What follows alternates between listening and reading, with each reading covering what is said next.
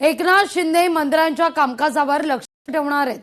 दर आठवड्याला कॅबिनेट पूर्वी मंत्र्यांच्या कामकाजाचा आढावा घेतील। बैठकीत सगळ्या मंत्र्यांना प्रगती पुस्तक सादर करावं लागणार आहे।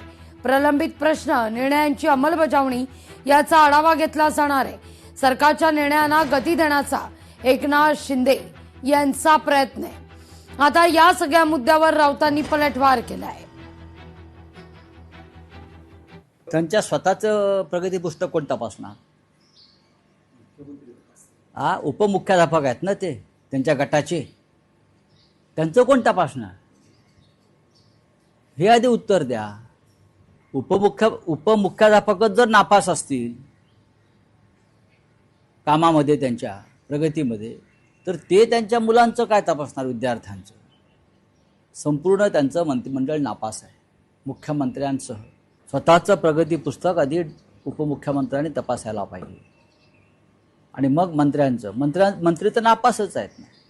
मंत्री हे काय म्हणतात, पूर्वी एटीकेटीने पण पास होऊ शकत नाहीत, या लायकीचे मंत्री आहेत त्यांचे।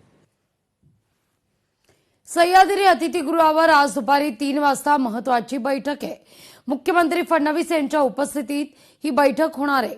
बैठकीला शरद पवार यांच्या राष्ट्रवादीचे आमदार खासदार हजर राहतील।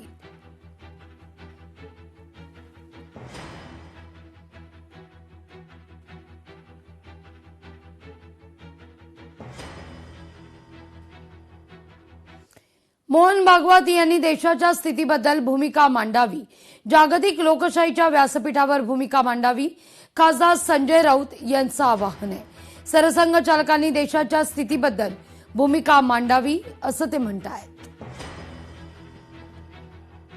मोहनराव भागवतांनी हिंदुस्थानातल्या त्या परिस्थिती सध्या जी सुरू आहे, तरुणांचा उद्रेक, जंतर मंतरवरची बंडाळी,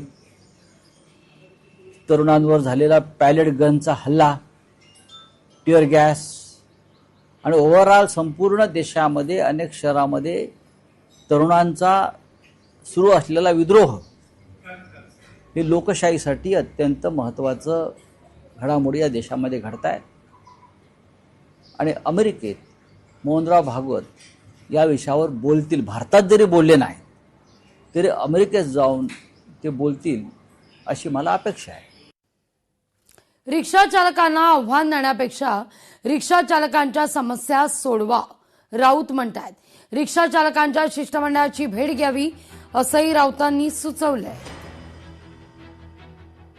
परिवहन मंत्र्यांचं हे काम आहे की रिक्षा चालकांच्या आरोपांचं समाधान करणं। माझं नाही, हे तुमचं काम आहे। तुम्ही आव्हानं कोणाला देताय? रिक्षा चालकांचे शिष्टमंडळ तुमच्याकडे भेटण्यासाठी वेळ मागताय। ही आमच्या पोटावरती जे तुम्ही मारताय, लात मारताय रॅपिडोच्या छत्राखाली, आमचं तुम्ही म्हणणं ऐका।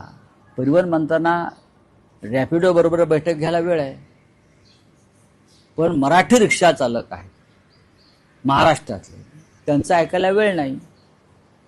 ह्याच्यावर बोला, आव्हानं देऊ नका, तुम्ही अडचणीत या।